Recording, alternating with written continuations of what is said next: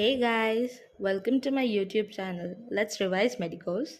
Today we are going to discuss myocardial infarction or ST segment elevation MI, also called as heart attack. Before we start our discussion, I'd like to take a moment to thank all those people who motivated me enough to go for another video, especially Suchi Barki, Ashish, Tabassum, Alfia, Arvind, Saili, Swati, Avdhut, and all others too. The simple words were magic for me. And also, if you like my content, please do like, share, and subscribe. And don't forget to click on the bell icon to keep revising at frequent intervals. So, let's go. Starting with acute myocardial infarction. Myocardial infarction is myocardial necrosis occurring as a result of critical imbalance between coronary blood supply and myocardial oxygen demand due to obstruction, usually by an atheromatous plaque in coronary artery. How does this occur? STEMI or ST segment elevation myocardial infarction usually occurs when coronary blood flow decreases abruptly, that is, acute onset after thrombotic occlusion of coronary artery previously affected by atherosclerosis. So, what is the pathophysiology? It's like injury or insult, like cigarette smoking, hypertension, lipid accumulation. So it causes disruption of atherosclerotic plaque and contents are exposed in the blood. After exposure of the contents in the blood, ADP, collagen, serotonin, thromboxane A2, and other factors are responsible for thrombogenesis to take place. After this, mural thrombus is formed at the site of plaque rupture, and this mural thrombus thus occludes the coronary artery. In rare cases, ST segment elevation MI may be due to coronary artery occlusion caused by coronary emboli, congenital abnormalities, coronary spasm, as in Prinzmetal's angina, systemic causes, particularly inflammatory diseases. Conditions predisposing patients to develop MI are unstable angina, hypercoagulability, collagen, vascular diseases, cocaine abuse, intracardiac thrombi, or masses that can produce coronary emboli. Clinical features. So, we define clinical features as symptoms and signs. Symptoms. Cardinal symptom is chest pain. The pain is deep, it's visceral, it is described as heavy, squeezing, and crushing pain, occasionally also described as stabbing or burning pain. Usually occurs at rest but is severe and long lasting. Involves central portion of the chest and or epigastrium, and it radiates to arm, abdomen, back, lower jaw, and neck. The pain may thus radiate as high as occiput but never below umbilicus. Another symptom can be breathlessness, syncope, vomiting, sweating, and extreme tiredness. Precipitating factor usually present in up to half of cases, such as vigorous exercise, emotional stress, or medical or surgical illnesses. So, there are certain differential diagnoses, that is, conditions that simulate pain of STEMI. These include acute pericarditis, pulmonary embolism, acute aortic dissection, costochondritis. However, painless STEMI occurs in diabetes mellitus and with increasing age. So, what are the signs? Signs: pain not relieved by altering position, stretching, pallor associated with perspiration and cold extremities. Anterior infarction can lead to manifestations of sympathetic nervous system hyperactivity like tachycardia and or hypertension. Inferior infarction can lead to parasympathetic hyperactivity like bradycardia and or hypertension. Third and fourth heart sounds can be heard. Soft first heart sound, paradoxical splitting of second heart sound, murmur, which can be either transient mid-systolic or late systolic apical. Pericardial friction rub, which is heard in transmural STMI, arrhythmias, and raised JVP. So, what are the investigations done for MI? STEMI progresses through following stages: acute, healing, and healed. Acute stage lasts from first few hours to 7 days. Healing starts from 7 to 28 days, whereas we declare it as healed after 29 days or more. Laboratory tests for confirming the diagnosis can be divided into either ECG, serum cardiac biomarkers, cardiac imaging, or non-specific indices of tissue necrosis and inflammation. Electrocardiogram. It should be done and interpreted within 10 minutes of arrival of the patient.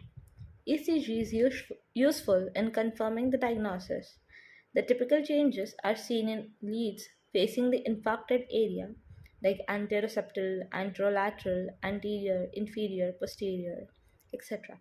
ECG and location of MI. Inferior wall MI, we see changes in leads 2, 3, and AVF. Anterior wall MI, we see changes in lead V1 to V6 and leads 1 and AVL.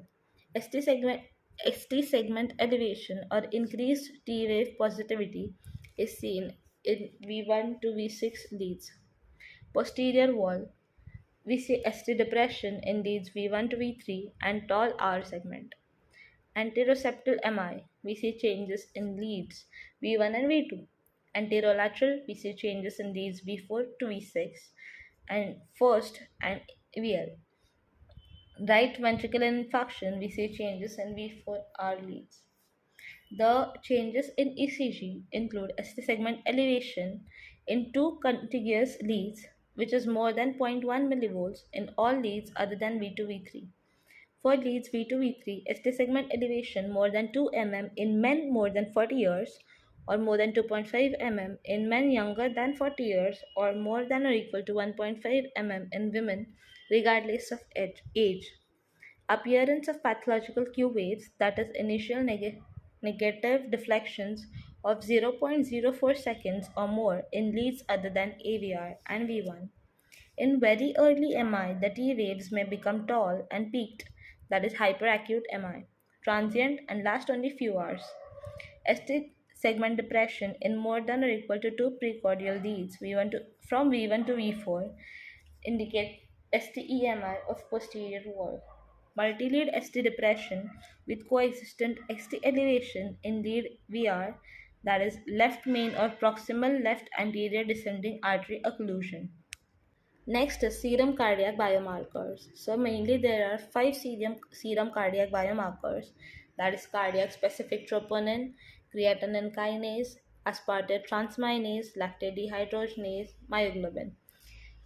Criteria for AMI require a rise and or fall in cardiac biomarker values with at least one value above the 99th percentile of upper reference limit of normal individuals. Cardiac specific troponin T and cardiac specific troponin I. These are the preferred markers for MI and their levels remain elevated for 7 to 10 days after the attack. Creatinine kinase, it rises within 4 to 6 hours, peaks within 12 hours, and falls to normal back in 48 to 72 hours. However, CKMB is more specific for myocardial infarction. Aspartate transaminase, it rises within 12 hours and peaks within first or second day. Lactate dehydrogenase, it rises after 12 hours, peaks after 2 to 3 days, it is elevated for almost a week, and LDH1 increases, that is more specific of MI. Myoglobin rise within 2 to 6 hours of onset of symptoms and is elevated for 7 to 12 hours. Non-specific indices of MI are polymorphonuclear leukocytosis, which persists for 3 to 7 days. WBC count goes to 12,000 to 15,000 per microliter. ESR rises slowly compared to WBC count. It peaks during first week and it remains elevated for 1 to 2 weeks. Cardiac imaging, 2D echocardiography for wall motion abnormality and ejection fraction can be done. Radionuclide imaging technique, site of necrosis and extent of impairment of ventricular function can be determined. Chest radiography, heart size usually normal, enlarged cardiac shadow indicates previous myocardial damage or pericardial effusion. I hope you guys are catching up with the speed. If you have any queries, you can ask me anytime in the comment section. Let's continue further. Management. So, how do we manage a case of myocardial infarction? First of all, we treat the patient in ICU unit in first 1 and 2 days as the risk of ventricular arrhythmia is high and it can be fatal. So initial treatment, we attach a cardiac monitor, we secure the IV line, oxygen saturation, we check it for. If it falls below 94%, we administer oxygen. We give sublingual nitrate. If no relief, we give intravenous morphine 3 to 5 milligram and antiemetic along with it.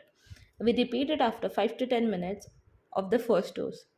We give aspirin to chew with 150 mg of dose. We give clopidogrel 300 to 600 milligram orally. To confirm the diagnosis, we use either ECG and or troponin T or I and CKMB.